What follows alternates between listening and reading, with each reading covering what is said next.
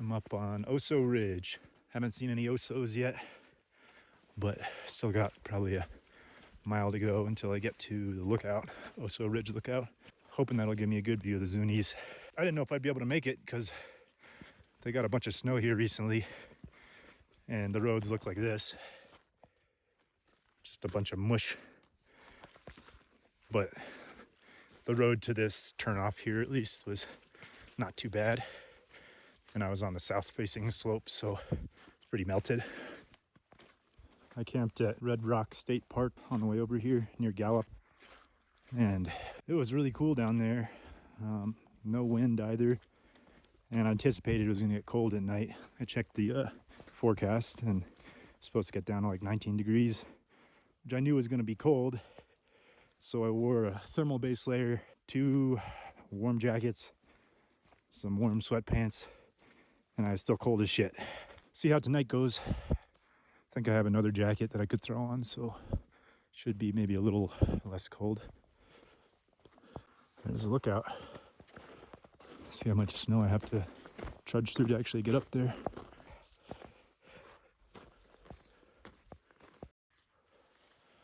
Can't imagine there's a lookout up there. I mean, a fire lookout posted. If the fire season's not formally over, it's definitely like effectively over with all this snow. It is nice they got this much snow though. I think it was a atypical amount for a fall snow. It's only November like 10th right now, I think. But yeah, the Zuni Mountains don't get a whole lot of precipitation because I think they're kind of in the rain shadow of the Mogollon Rim and the Gila Mountains. So they got all this forest, but it's definitely a dry forest. I checked the weather station for one of the wettest parts of the Zuni Mountains, Rice Park, and it looked like they average about 20 inches a year, which is really not that much as far as 8,000 plus foot mountains go.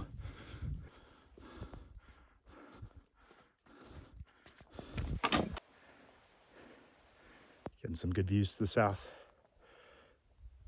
It's El Malpais National Monument, and then just, I guess, El Morro Valley. I went to the El Malpais Visitor Center and it said something about how some of these volcanoes erupted sometime between 5 and 60,000 years ago. I think that one out there is El Calderon, or maybe it's that one, I don't know. But yeah, that's responsible for a lot of the lava landscape of the monument. Actually, I think that one's probably El Calderon. Sorry for the fake news.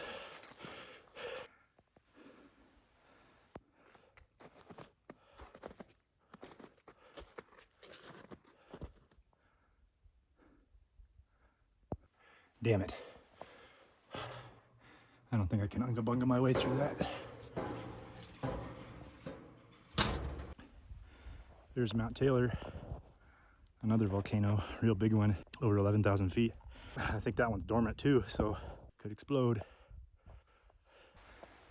And there's the Zunis, or the rest of the Zunis, I should say. They got a real unique shape to them. Like it's like a uplift to this ridge on one side, and then I guess uplift to the ridge on the other side, and then in the middle there's a whole lot of flat valleys, grasslands and stuff. I guess you can't really see any from this angle. That might be Mount Sedgwick right there. Not really sure. Actually, you can kind of see one of the smaller grasslands down there, and then I think that's Zuni Canyon over there. The road that I came up continues and goes through that canyon. But yeah, dropping down on this ridge, it would have just been total slush and snow. You can see a lot of the snow there. And there's a fire. Huh. And it doesn't really look like it's coming from like a bonfire or anything. I guess it could be, but I doubt it's gonna get anywhere with all this moisture. I think that might be the Sawtooth Range to the south. Not been there, but I would really like to go. I think it's kind of in the greater Gila area. It's got some really cool dramatic rock formations and stuff. So yeah, that's Cibola National Forest, or at least a lot of it. Seems like a real underrated part of New Mexico. Lots of beautiful views and remote country, and I don't think nearly as busy as a lot of the places you find in like Arizona and Colorado and stuff. Time to leave. Got some fir trees up here too, along with all the ponderosa pines. Actually, now that I think about it, I think people might call it Cibola National Forest instead of Cibola. I think I said Cibola earlier. I think Cibola would be the Anglo pronunciation, but I'm not really sure. I do remember reading that Cibola was like the mythological city that the Coronado expedition was looking to find a bunch of gold in when they did their expedition through the Southwest. They didn't find it. If they did, it didn't have a ton of gold or any gold. But they did find the Grand Canyon, and I think they ultimately ended up in like Kansas or something. And they just found a bunch of people with like thatched roofs, not quite as valuable as gold, but take what you can get, I guess. As night falls, all this muck and snow is gonna refreeze, and my boot's getting a little wet now, so basically I'm done for. Did I hear something? No. Well, I'm done for on account of frostbite and then probably whatever monster's over there. But it was a good run. I just remembered another thing about that whole Coronado expedition. I think that they kept going from random Native American village to village, taking everybody's food and then demanding to see gold, or demanding they tell them where the city of gold is. And so at one point, at one of these villages, a couple of them conspired to just mislead the Coronado expedition. And so one of the members of that village told them, like, yeah, I know where the gold city is. It's this place called Kivara. I'll take you to it and you can get rich. And they took him to it, and it was in Kansas, and it did not have gold. And I think the expedition dudes ended up killing that guy, which is unfortunate, but that was a noble thing, I suppose. I imagine it kind of went something like this. Oh yeah, Kivara, that's the city of gold. It's got a lot of gold, and I can take you right to it. We just have to go to Kansas. Sí, bien, vamos. These people have thatched roofs and maize and nothing else. Where is the gold? Oh, I think your translator might have mistranslated something there. I was talking about corn. You know, the yellow stuff, kind of like gold.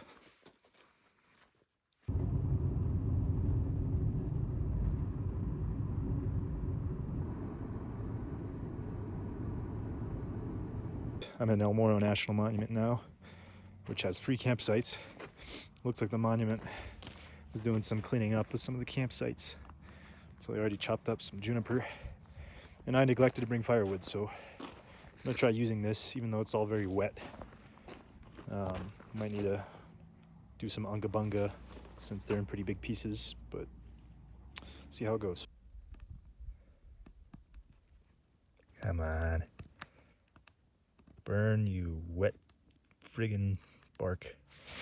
I think I need to find some dryer. Car trash might do the trick.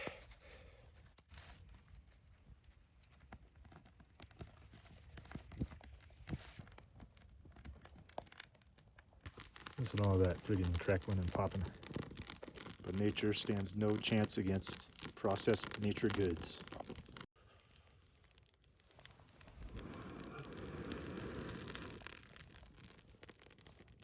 Come on. Man, this thing is struggling. About damn time. This has been the most uncooperative fire I've ever had the pleasure of stoking. And I can't even get my shit to boil. I guess that's what you get when you use a bunch of extremely wet juniper as your sole fuel.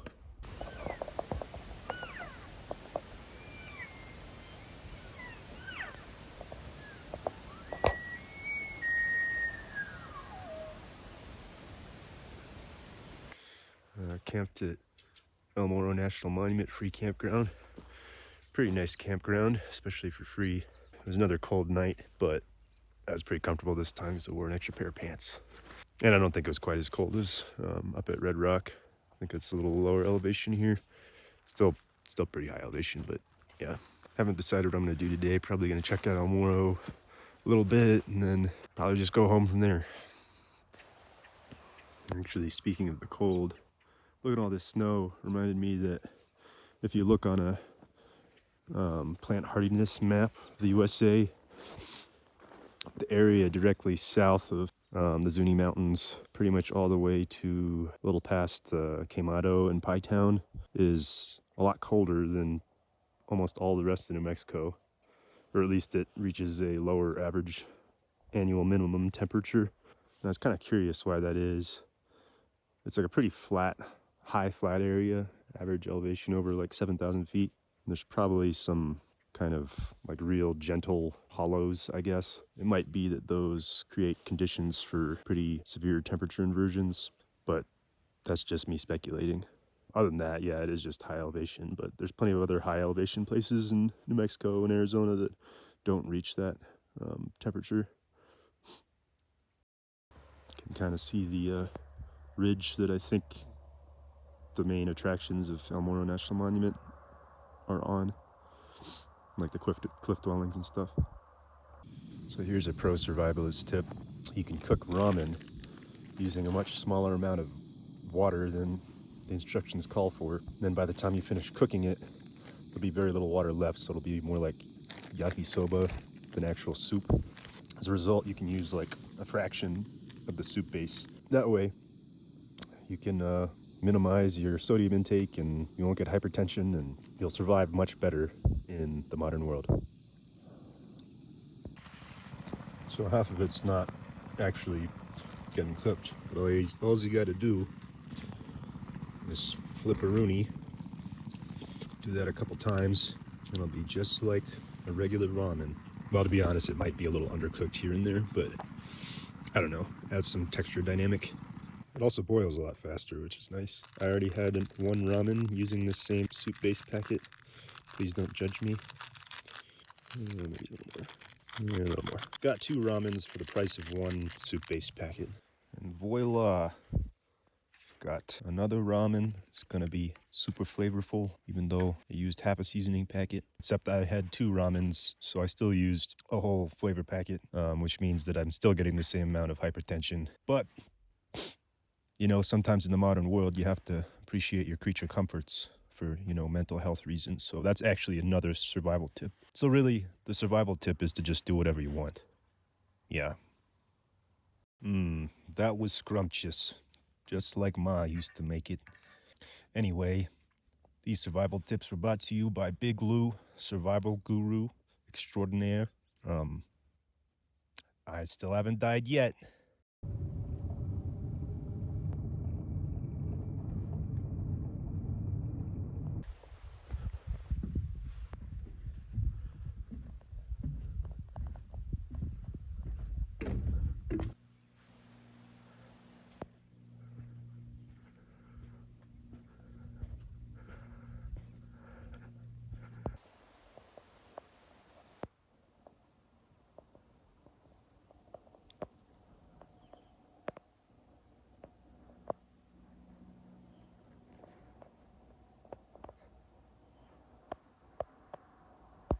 So now I'm at El Morro National Monument. It's a pretty cool place. It sounds like the ancestral Puebloan peoples lived on top of that mesa there, and then they'd come down to that pool of water, which isn't spring fed or anything. It's just such a deep and well shaded pool that it holds water year round. And so that supplied the peoples that lived here. And then it became a watering hole for people traveling east and west along prehistoric and then historic trails for trade and stuff. Cliff swallow nests.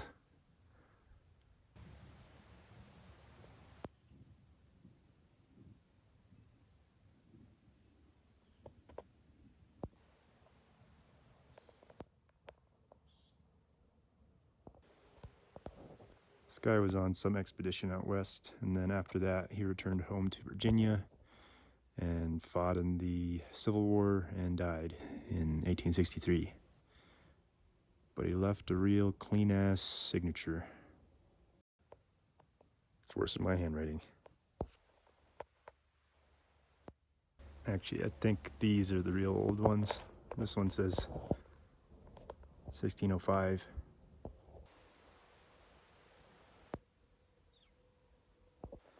Exhibit 15 looks to be one of the Spanish charging wires that they plugged up their horses to when they got low on battery. Still in pretty good condition.